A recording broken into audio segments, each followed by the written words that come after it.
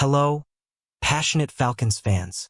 Today we have some news that promises to excite our fans. The Falcons are looking for a new pass rusher to strengthen our defense and take our game to another level. So, if you want to follow every update, subscribe to the channel, activate the bell, and leave that like to show the strength of our fans, of the Falcons.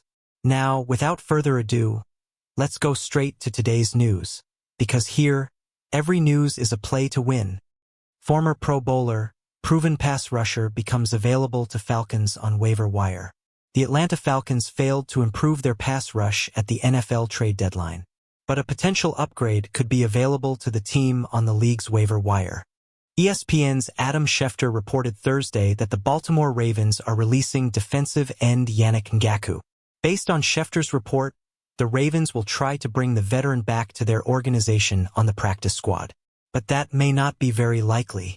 While several teams added edge rushers at the NFL trade deadline, there are probably enough contenders who could use a veteran edge rusher that my guess is he won't make the cut. Ngakoue began his career as a sack specialist, recording at least 8 sacks in each of his 7 NFL seasons. Only 4 other players in league history have accomplished that feat before Ngakoue.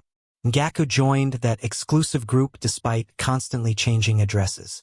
He played for 5 teams in his first 7 NFL seasons, from 2016 to 2022. Ngakoue has continued to be a journeyman, playing for the Chicago Bears in 2023, and then for the Ravens during the first half of this season. He hasn't had the same impact he once did. Ngakoue has 5.5 sacks in his last 18 games. But this season, he hasn't really gotten a chance to play.